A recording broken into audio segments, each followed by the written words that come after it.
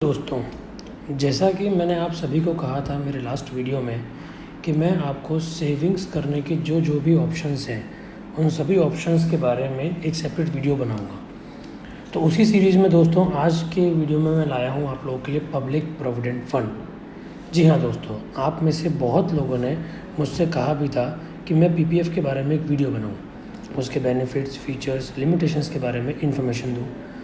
तो दोस्तों आज के वीडियो में हम इसी बारे में चर्चा करेंगे, जिसमें पीपीएफ के जो भी बेनिफिट्स और फीचर्स हैं उसकी बात करेंगे हम, उसकी जो भी लिमिटेशंस हैं उसके बारे में बात करेंगे, किस तरह से पीपीएफ अकाउंट में हम इंटरेस्ट अर्न कर सकते हैं ज़्यादा उसकी बात करेंगे, पीपीएफ अकाउंट से पैसा विड्रॉल करने के क्या नियम हैं उनके बारे में आपको बताऊँगा, किस तरह से आपके इनएक्टिव हुए पीपीएफ अकाउंट को आप एक्टिव कर सकते हैं, और सबसे लास्ट में हम चर्चा करेंगे कि 15 सालों के अंदर पैसा जमा करके कैसे आप 1 करोड़ रुपए का फ़ंड इकट्ठा कर सकते हैं पीपीएफ अकाउंट में। इन सभी के बारे में आपको बताऊंगा दोस्तों, इसलिए आप लोगों से रिक्वेस्ट है कि प्लीज़ वीडियो को पूरा देखें, जिससे आपको पीपीएफ की पूरी जानकारी सही तरीके से मिल सके। तो आइए दोस्तों, बिना किसी डिले के हम पीपीएफ के बारे में चर्चा करते हैं। नमस्कार दोस्तों, मैं सीए मनीष अग्रवाल आप लोगों का स्वागत करता हूं मेरे YouTube channel investments and saving techniques by Manish में। तो दोस्तों सबसे पहले हम चर्चा करते हैं benefits and features of PPF account.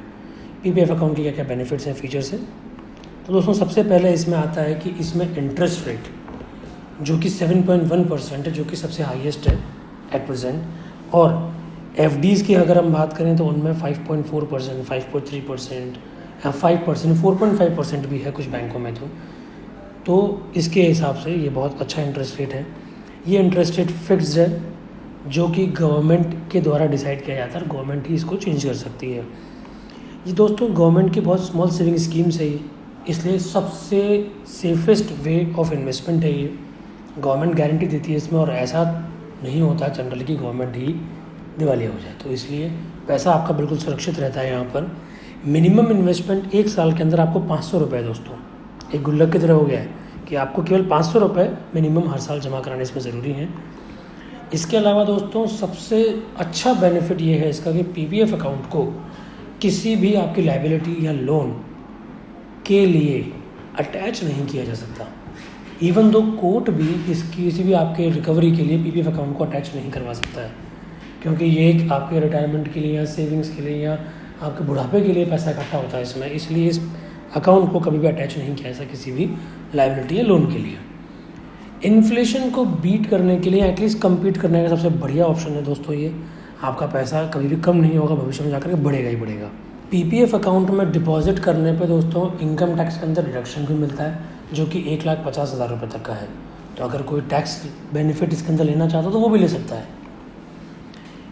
दूसरा सबसे बड़ा इसका एक और मुझे अच्छा लगता है टैक्स बेनिफिट, कि आपके पास जब भी इसके अकाउंट से पैसा मिलेगा, इसकी टर्म खत्म होने के बाद वो पैसा पूरा टैक्स फ्री होगा, आपको कोई उस पर टैक्स नहीं देना। जबकि हम अगर एफडी की बात करते हैं तो एफडी जब भी दोस्तों आपकी मैच्योर होगी तो उस पर आपको नॉर्मल आपकी स्लैब रेट के हिसाब से टैक्स देना पड़ता है।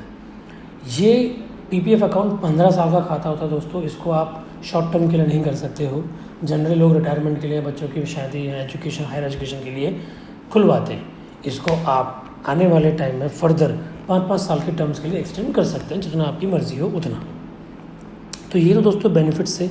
अब हम चर्चा करते हैं पीपीएफ की लिमिटेशंस और इसकी टर्म्स एंड कंडीशंस के बारे में, कि यहाँ पर आपके पास में पैसा 15 साल के लिए ब्लॉक रहता है, आप उसमें से पहले विड्रॉल नहीं कर सकते।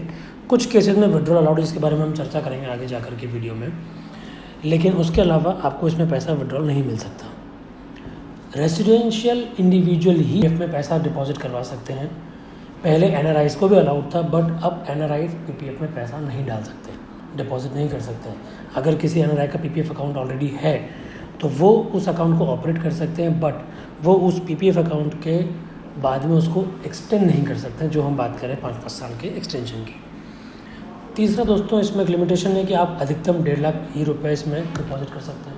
अगर कोई व्यक्ति ज़्यादा जमा कराना चाहे तो करा सकता है, लेकिन उस पर आपको इंटरेस्ट नहीं मिलेगा, तो 1.5 लाख से ऊपर आप नहीं जमा करवा सकते दोस्तों। उसके अलावा दोस्तों इसमें अधिकतम आप किसी वर्ष में 12 बार पैसा जमा करवा सकते हैं। अगर आप सोचते हैं कि आप महीने में 2 बार जमा कराओ और ऐसे करके हर महीने जमा कराओ, ऐसा नहीं कर सकते। मीन्स महीने में एक बार कर सकते हो ऑन एन एवरेज आप, तो उससे अधिक बार इसमें पैसा जमा नहीं हो सकता। अगर आप प्री मैच्योर विड्रॉल करेंगे दोस्तों तो इसमें आपको 1% इंटरेस्ट की पेनल्टी लग जाती है। जो भी आपकी इंटरेस्ट रेट वाला अकाउंट है, आपको जो भी इंटरेस्ट रेट बना है आपका 1% उसमें कम हो जाएगा।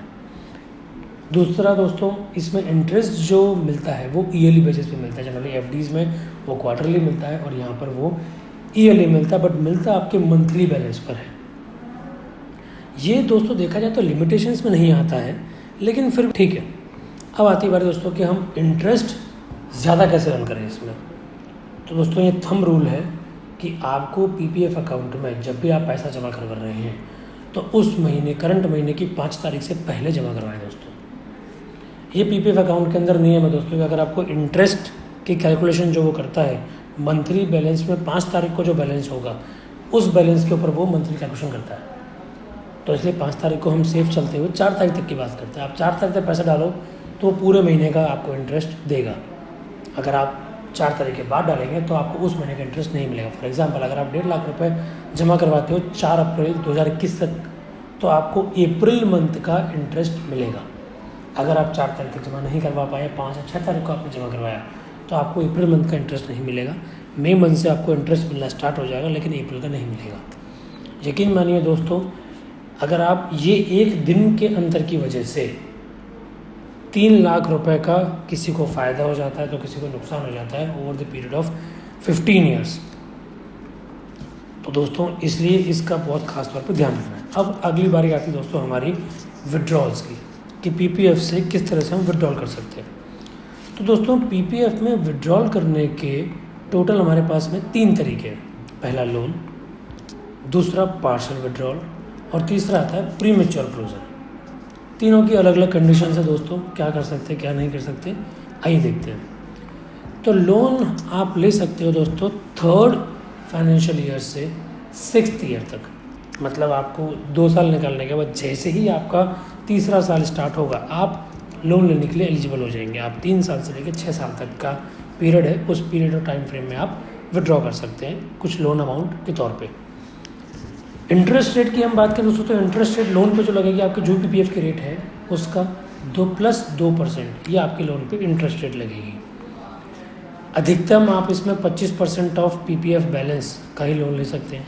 उसकी कंडीशन है जो भी बैलेंस होगा उसके अकॉर्डिंगली लिया जाएगा। कौन से साल का बैलेंस लिया जाएगा ये हम अलग से, इसका मैं आपको बताऊंगा विड्रॉल का अलग से वीडियो बना करके।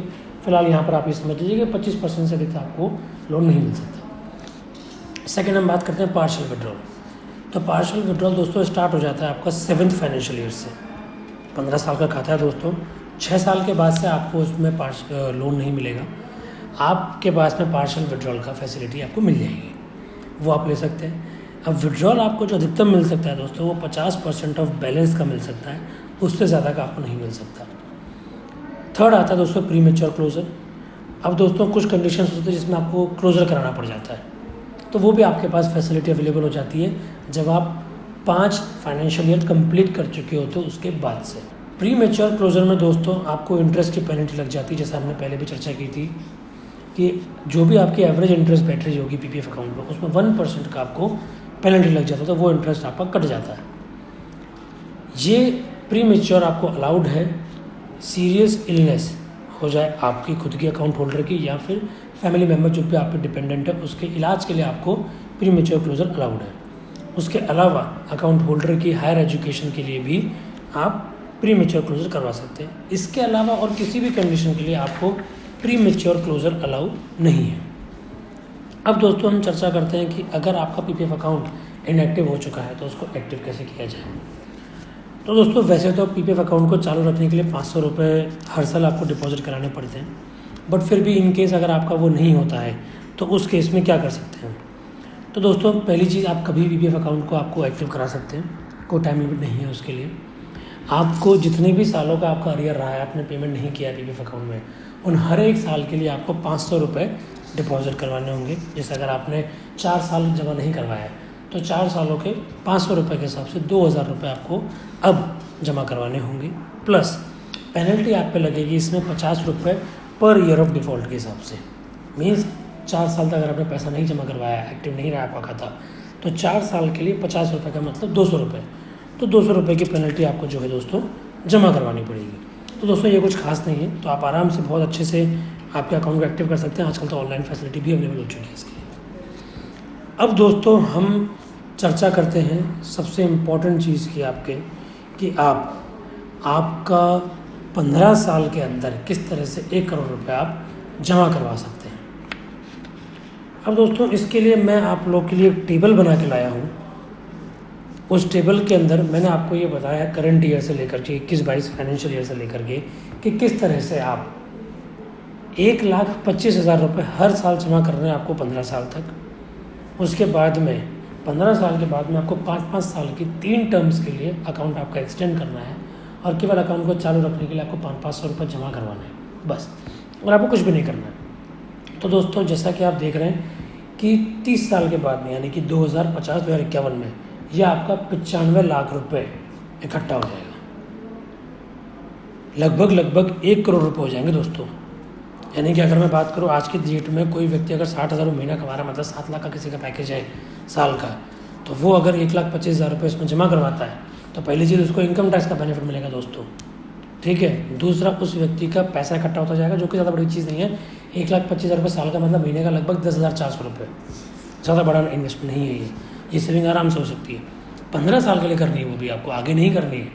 उसके बाद अपने आपके अकाउंट में पैसा इकट्ठा हो जाएगा दोस्तों। टोटल इन्वेस्टमेंट अगर आप कैलकुलेट करेंगे इसमें, तो वो 18,82,000 रुपये हुआ है।